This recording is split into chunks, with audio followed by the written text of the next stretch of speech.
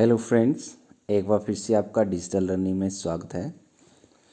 तो आज मैं जो आपको टॉपिक करवाने वाला हूँ वो है जीएसटी के ऊपर। ओके, तो सबसे पहले देख लेते हैं जीएसटी की फुल फॉर्म्स क्या होती है। तो गुड्स एंड सर्विसेज टैक्स, ठीक है, यहाँ पे भी मैंने लिखी हुई है गुड्स सर्विसेज टैक्स। और ये जो टैक्स होता है वो इनडायरेक्ट टैक्स होता है, ठीक है। तो देख लेते हैं इसके पॉइंट्स, देख लेते हैं क्या क्या पॉइंट्स हैं। तो जीएसटी अप्रत्यक्ष एवं गणतव्य आधारित कर है ना।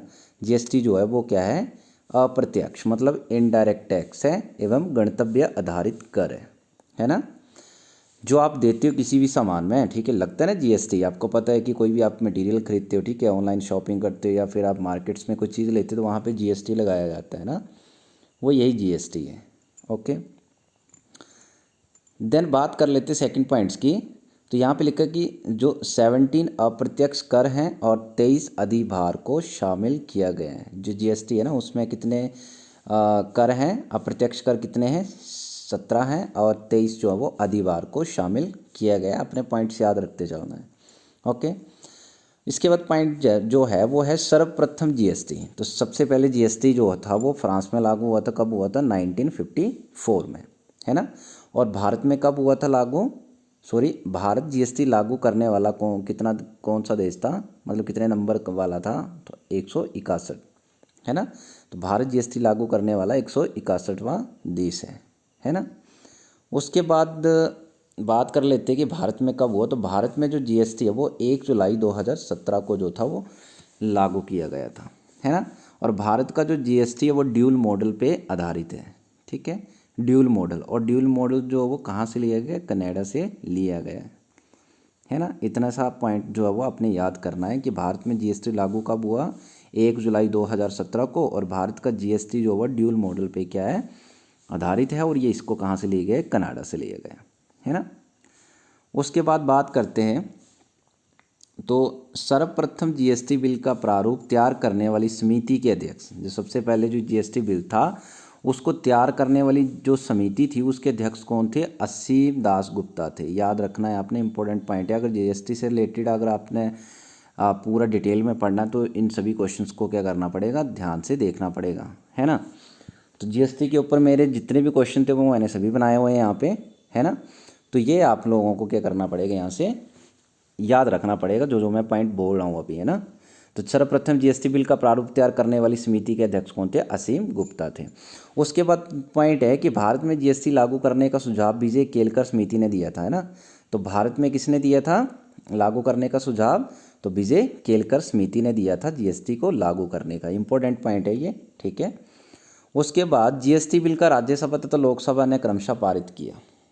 अच्छा, इसका मतलब क्या हुआ कि जीएसटी बिल राज्यसभा तथा लोकसभा ने क्रमशः पारित किया। जो पारित किया था राज्यसभा और लोकसभा दोनों ने पारित किया था, ठीक है। तो कब किया था, 3 अगस्त को राज्यसभा ने किया था और 8 अगस्त 2016 को लोकसभा ने किया था। यहाँ से ये पॉइंट जो है वो अपने याद रखने हैं। तो जीएसटी बिल सभा में कब पारित हुआ था, 3 अगस्त को राज्यसभा में हुआ था और 8 अगस्त 2016 को लोकसभा में हुआ था। और उसके बाद पॉइंट है कि जीएसटी के लिए कौन सी संविधान संशोधन बिल संसद में पेश किया गया था।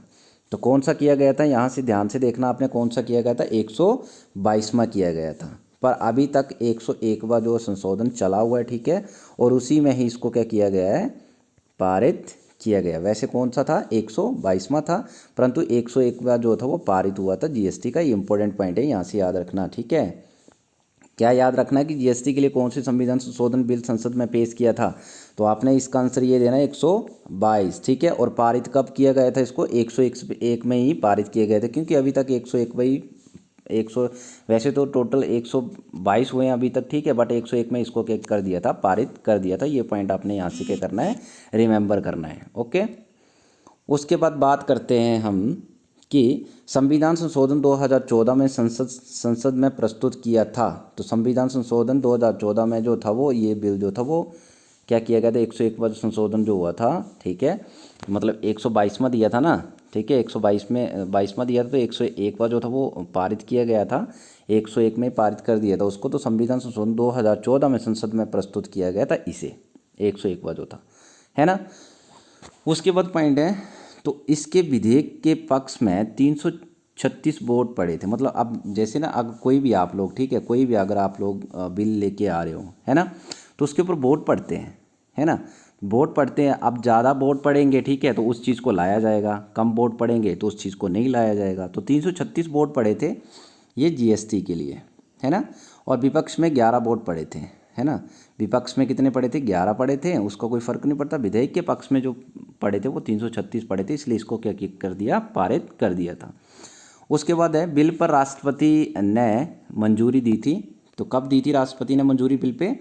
8 सितंबर 2016 को मंजूरी जो बिल पर थी वो दे दी थी। जीएसटी के बिल पर हमारे जो प्रेसिडेंट थे उन्होंने इस बिल पर क्या कर दी थी? मंजूरी कर दी थी 8 सितंबर 2016 को। किस संविधान संशोधन के तहत भारत में जीएसटी लागू किया गया था? क्वेश्चन आ गया, मैंने जो पहला बोला था कि किस संविधान संशोधन के तहत भारत में जीएसटी लागू किया गया था? 101 में, है ना, ठीक है। तो ये आपने यहाँ से याद रखना है, इम्पोर्टेंट पॉइंट है यहाँ से, ओके। और जीएसटी लागू करने वाला प्रथम राज्य जो था वो भारत का, वो कौन सा था? असम था। 12 अगस्त 2016 को सबसे पहले असम ने क्या किया? जीएसटी को लागू किया। ये भी आपने पॉइंट यहाँ से याद रखना है। और सबसे अंतिम जो स्टेट थी वो कौन थी? जम्मू कश्मीर, जिन्होंने 5 जुलाई 2017 को इसे क्या किया? लागू किया गया था। अब जीएसटी पंजीकरण संख्या में कुल कितने डिजिट होते हैं? 15 डिजिट होते हैं। आपने बस सिर्फ यही याद रखना है कि 15 डिजिट होते हैं जो पंजीकरण होता है जीएसटी का। ऐसे ऐसा नंबर होता है जैसे मैंने यहाँ पे लिखा हुआ है ना। जैसे आपकी वोटर आईडी होती है ना, तो उसमें भी नंबर होते हैं। वैसे ही जीएसटी का जो पंजीकरण होती है उसकी संख्या ऐसी होती है, ठीक है। ये फर्स्ट में स्टेट कोड होता है, ठीक है। उसके बाद ये पैन नंबर होता है आपका बीच में जितना भी लिखा हुआ है। ये 1Z5 जो होता है, ठीक है, entity number of the same pan number, ठीक है। तो इसको याद नहीं रखना, ये तो मैंने जस्ट ऐसे लिखा है, बट आपको सिर्फ इतना याद होना चाहिए कि उसमें कुल कितने संख्या होती है, कितने डिजिट होते हैं? 15 डिजिट होते हैं, ओके। उसके बाद आपका आ जाता है जीएसटी के अंतर्गत कुल कितने प्रकार की दरें निर्धारित की गई हैं, है ना। तो जीएसटी के अंतर्गत कुल कितने प्रकार की दरें, जो रेट्स हैं वो निर्धारित की गई हैं? तो वो की गई 4, 5%, 12%, 18% और 28%, है ना। और 28% दर वाली वस्तुओं का कुल जो है वो प्रतिशत कितना है? 19% है, ठीक है। अब ज़्यादा डिटेल में जो जाना है तो बस, ठीक है, इतना करना पड़ेगा आपको जीएसटी के बारे में पढ़ने के लिए। उसके बाद संविधान में जीएसटी को कौन से अनुच्छेद में के अंतर्गत रखा गया है? तो 279A। ये भी याद रखना आपने, जीएसटी को कौन से अनुच्छेद में रखा गया है? 279A में रखा गया है। ये भी आपको यहाँ से पॉइंट याद होना चाहिए। ये भी इंपॉर्टेंट जो वो पॉइंट है यहाँ से। उसके बाद जीएसटी परिषद का अध्यक्ष कौन होता है? तो कौन होता है जीएसटी परिषद का अध्यक्ष जो होता है, ठीक है। तो कौन होता है? वित्त मंत्री होता है ना। जो वित्त मंत्री होते हैं ना आपके, वो होता है आपका क्या? जीएसटी का अध्यक्ष, ठीक है। उसके बाद नोट मैंने लिखा है कि जीएसटी परिषद में सम्मिलित सदस्यों की कुल संख्या, जो जीएसटी परिषद है उसमें कितने सदस्य होते हैं? कुल कितने होते हैं? 33 सदस्य होते हैं, ठीक है। ये भी याद रखना है। और जीएसटी परिषद में राज्यों को 2/3 तथा केंद्र को 1/3 वोट अधिकार दिए गए हैं। क्या बोला गया? कि जीएसटी परिषद में राज्यों को 2/3 तथा केंद्र को 1/3 वोट अधिकार दिए गए हैं जीएसटी में। इतना सा आपने पॉइंट याद रखना है। अब बात करते हैं कि जीएसटी को 3 भागों में बांटा गया है। तो 3 भाग कौन कौन से हैं? तो यहाँ पे लिखे हो मैंने। पहले लिखो कि SGST मतलब state goods and service tax, okay. और CGST लिखो सेंट्रल गुड, ठीक है। C से हो गए सेंट्रल, S से हो गए स्टेट। तो SGST की फुल फॉर्म आ जाएगी तो स्टेट्स आ जाएगा, ठीक है। और C आ जाएगा तो सेंट्रल आ जाएगा। और I आ जाएगा तो क्या होगा? Integrated goods services tax. तो आपने इतना सा याद रखना है जीएसटी के बारे में। तो IGST को संविधान के अनुच्छेद किस में रखा गया है? जो ये है आपका लास्ट वाला जो IGST है उसको कौन से अनुच्छेद में रखा गया? तो 269A में रखा गया है।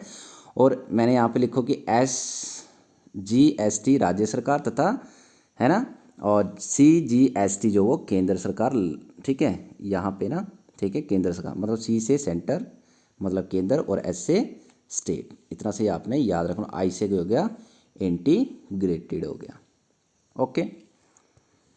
देन उसके बाद पॉइंट है, 2-3 पॉइंट हैं। तो वस्तुएं तथा सेवाएं जिन्हें जीएसटी के दायरे से बाहर रखा गया है ना। वस्तु तथा सेवाएं जिन्हें जीएसटी के दायरे से बाहर रखा गया वो है शराब व पेट्रोलियम वस्तुएं तथा शिक्षा व स्वास्थ्य सेवा। ये भी याद होना चाहिए कि जीएसटी के दायरे से बाहर किस किस को रखा गया। तो जो शराब होती है उसको, पेट्रोलियम हो गया, वस्तुओं हो गई, तथा शिक्षा व स्वास्थ्य सेवा को। और जीएसटी रजिस्ट्रेशन और भुगतान जो वो 20 लाख रुपए के ऊपर आवश्यक है है ना।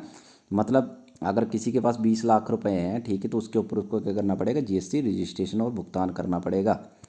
ओके, यानी विशेष राज्य वालों को 10 लाख रखी गई है इसकी कंडीशन, ठीक है। तो यहाँ पे बोला कि जिसके पास 20 लाख रुपए हैं, ठीक है, उसको क्या करना पड़ेगा, रजिस्ट्रेशन करनी पड़ेगी, देन उसको भुगतान भी देना पड़ेगा। और जो विशेष राज्य हैं, ठीक है, कोई विशेष राज्य तो उनको 10 लाख रखी गई है रजिस्ट्रेशन और भुगतान करने की, ठीक है। तो ये था मेरा आज का टॉपिक आपका जीएसटी के ऊपर। आई होप वीडियो अच्छी लगी होगी। इंपॉर्टेंट पॉइंट्स हैं यहाँ पे, ठीक है, हर बार पूछे जाते हैं एग्ज़ाम में, किसी भी टाइप का एग्ज़ाम हो जहाँ पे आपका जीके पोर्शन रहता है और देन जो भी आपका बैंक वाला पोर्शन रहता है वहाँ पे अगर जीके पोर्शन आता है तो वहाँ से ये क्वेश्चन जो आपको पूछ लिए जाते हैं। तो वीडियो अच्छी लगी होगी तो लाइक कर देना, कमेंट कर देना, शेयर कर देना, देन सब्सक्राइब कर लेना ताकि आने वाली वीडियो जो आपको टाइम से मिलती रहे। धन्यवाद।